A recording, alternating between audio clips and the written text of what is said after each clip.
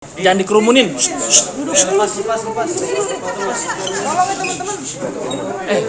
Aborsi kedua di bulan Juni yang sudah sebesar boneka dan sudah lengkap. Mamanya pingsan, ngapain namanya pingsan? Mak anaknya yang ngelakuin hal yang enggak, maknya pingsan. Harusnya yang pingsan tuh gue. Karena anak gue yang digituin.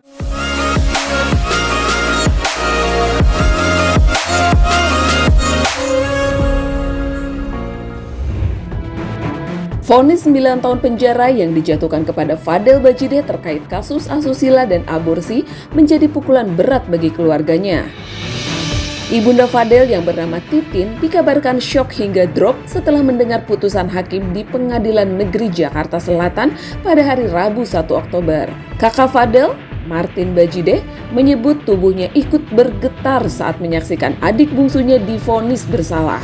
Namun, Fadel sendiri justru berusaha menenangkan keluarganya seraya meyakinkan bahwa kebenaran suatu saat akan terungkap.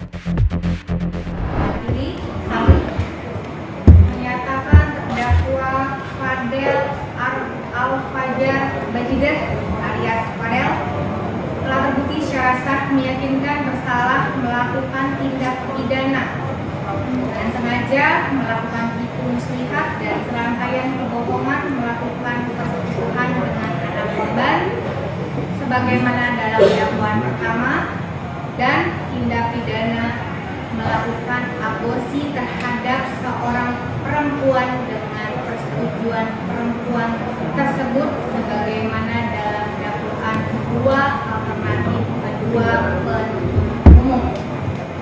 Menjatuhkan pidana oleh karenanya terhadap terdakwa dengan pidana penjara selama 9 tahun dan denda 1 miliar rupiah apabila terdakwa tidak mampu membayarnya diganti dengan pidana kurungan selama 3 bulan.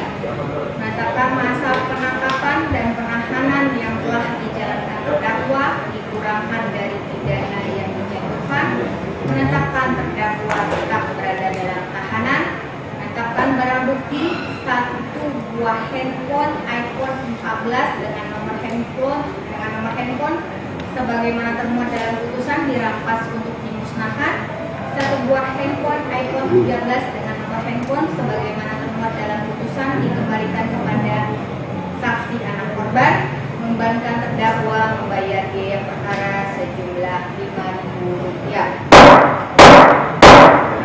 Demikian diputuskan oleh majelis hakim.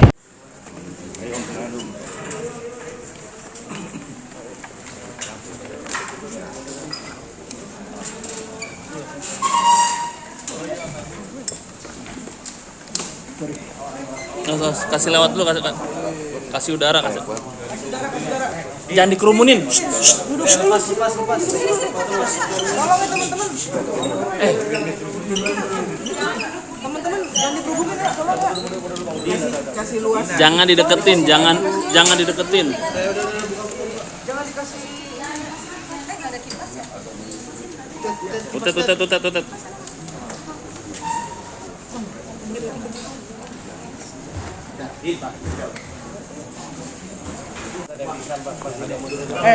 Munduran. Kasih ruang.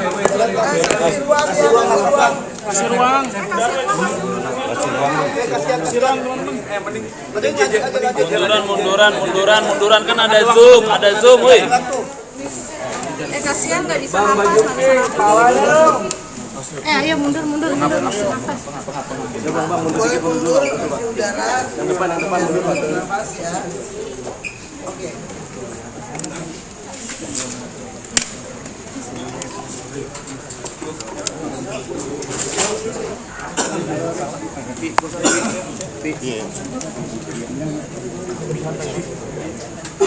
Bang, itu yang diri di bangku buat duduk bang ya, bukan buat diri ya. Turun. Udah apa jadi Del, sampai gue mau menyampaikan permintaan maaf ke siapa dia lah, kan? Tangga. Fadel.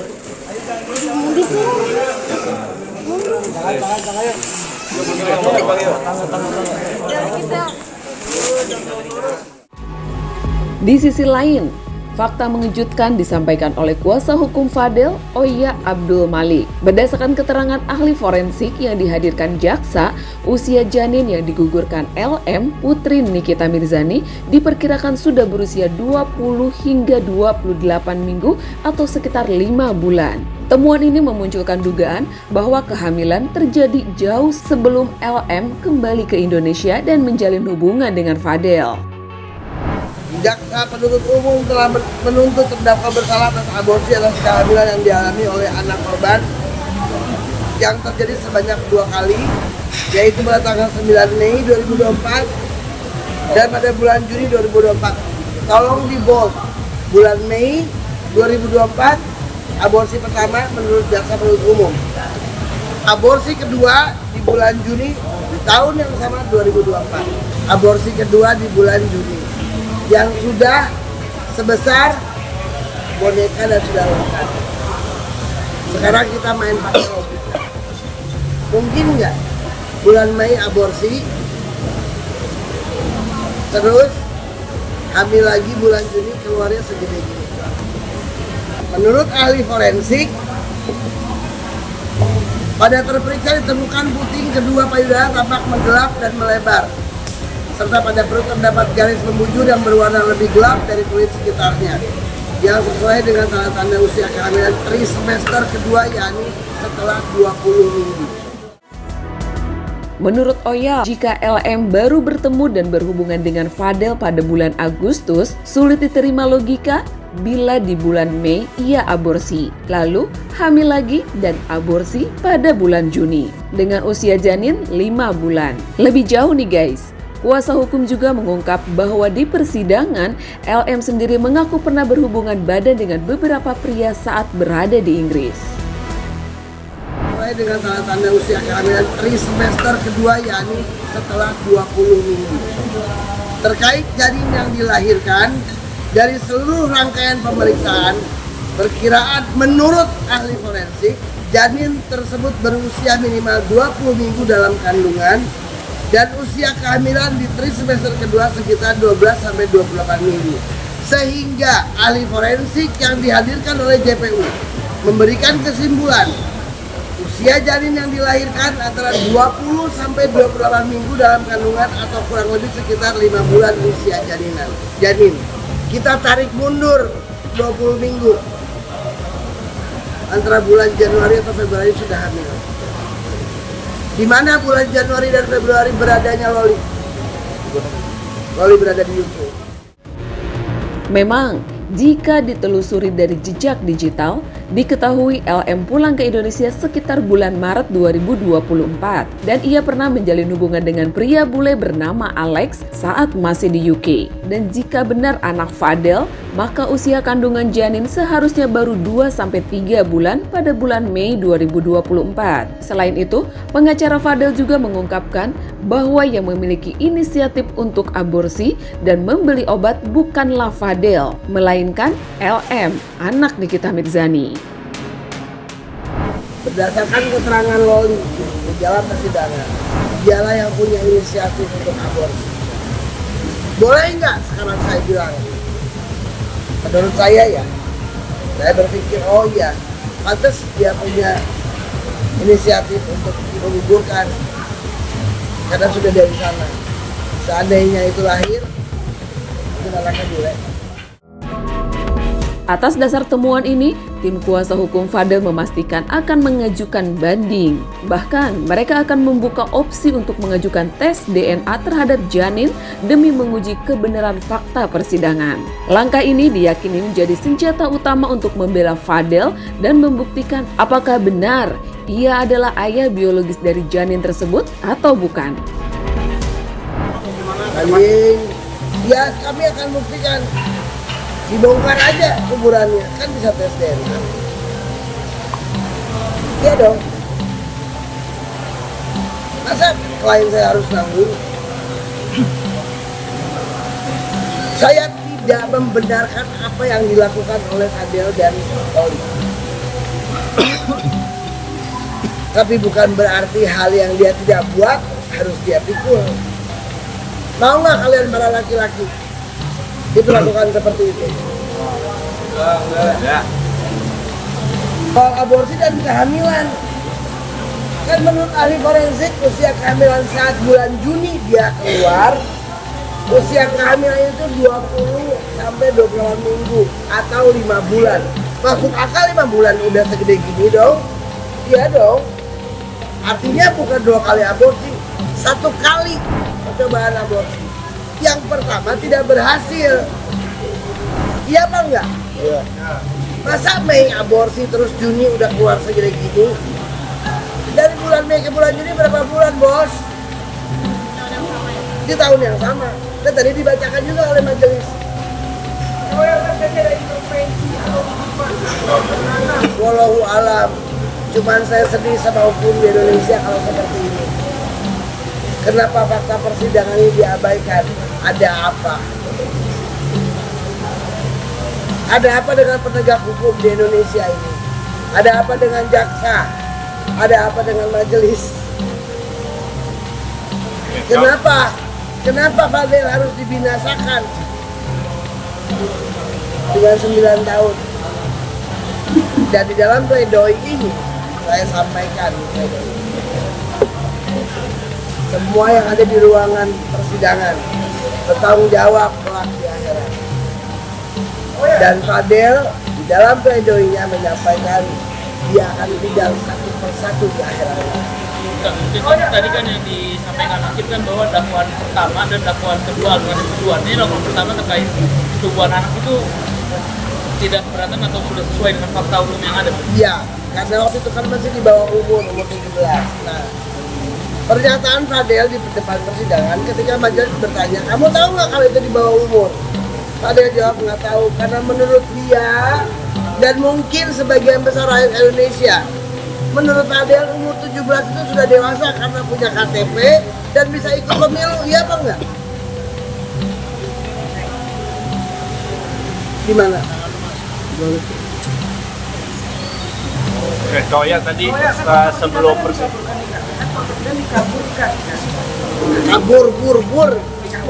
Nah, ini ada kelihatan ada untuk beberapa sulaiman ini ya, oknum ya, yang ada di ruang sidang itu dilaporkan lagi ke karena kan itu mengaburkan fakta. Saya sekarang kembalikan ke masyarakat Indonesia bahwa tadi kan yang mendengar apa yang disampaikan majelis usia kehamilan dan pengukuran dan siapa yang punya inisiatif untuk aborsi kan kalian dengar sendiri dari majelis siapa yang mesen, siapa yang Google, siapa yang minum. Fadel tidak ada di tempat. Iya apa enggak? Jadi untuk orang yang di luar sana yang percaya sejak awal ini luar biasa di framingnya. Sekarang pertanyaan saya, kalau dia mau menyelamatkan anaknya seperti yang dia gembar-gemborin, saya terluka sebagai ibu, saya bla bla. Sampai hari ini anaknya nggak ada di rumahnya. Kenapa anaknya nggak boleh ke rumahnya? Kan dia di dalam. Kan bisa itu anak jaga adiknya. Jangan dong. Jangan karena Fadel ini diam, dibejek-bejek, semua yang ada di ruangan persidangan bertanggung jawab kelak di akhirat. Dan Fadel di dalam pledoinya menyampaikan dia akan tinggal 1 persatu di akhirat.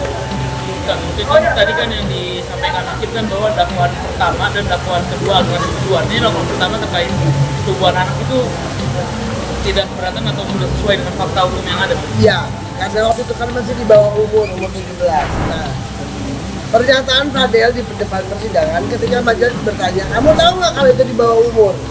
Fadel jawab nggak tahu karena menurut dia dan mungkin sebagian besar rakyat Indonesia, menurut Fadel umur 17 itu sudah dewasa karena punya KTP dan bisa ikut pemilu, iya apa enggak? Mengenai Fadel, Kak Niki yang di nah, ini penting nih, kalau soal si Kang Semir penting nih. Bagaimana? Akhirnya putusannya 9 tahun penjara kan Niki? 9 tahun, mau 9 tahun, 15 tahun, 20 tahun tidak bisa mengembalikan lagi masa depan anak saya yang satu sematawayang Laura Mezani. Ya, jadi sebetulnya kalau saya mau ngomongin semua, si Fadel itu kan ditahan di Cipinang. Nah kebetulan ada Mail juga di Cipinang kan. Jadi apa yang dibicarakan si Kang Semir Fadel ini membuat saya cukup sakit hati ya. Karena saya pikir dia sudah tidak mau melakukan kesalahan lagi gitu. Malah dia di Cipinang itu dia omongin semua apa yang sudah dia lakukan kepada anak saya. Semua dibongkar sama dia gitu kan. Dan itu dia dikasih tahu sama orang-orang yang ada di Cipinang. Nah, apa namanya, kuasa hukumnya Sakit banget. kuasa Mbak. hukumnya juga membongkar fakta Kuasa persidangan kan Iki? hukumnya itu nggak, ini yang kuasa hukumnya bapak ya. Sebenarnya dia bukan bapak, dia adalah seorang ibu, cuman berbentuknya seperti bapak-bapak ya. Dia adalah seorang ibu ya, dia punya rahim, tapi mungkin dia belum punya anak. Dia tidak tahu bagaimana rasanya ketika seorang anak perempuan yang diurus sendiri, melahirkan, merawat sendiri, serta membesarkan sendiri itu seperti apa, dia tidak mengerti. Ya kan, jadi ya nggak apa-apa. Mungkin dia sudah terkontaminasi oleh virusnya judal, jadi ya sudah biarin. Terkait dendanya gimana kan itu? Denda, harusnya dendanya lebih banyak dari itu ya. Tapi Uang puas- itu tidak bisa mengembalikan anak saya lagi seperti Tapi belum puas ya kan Iki, mungkin dari 9 tahun penjara itu. puas nggak? Gimana kalau 9 tahun penjara? Ya, mamanya pingsan, ngapain namanya pingsan? Nah, anaknya yang ngelakuin hal yang enggak, mamanya pingsan. Harusnya yang pingsan tuh gue. Karena anak gue yang digituin.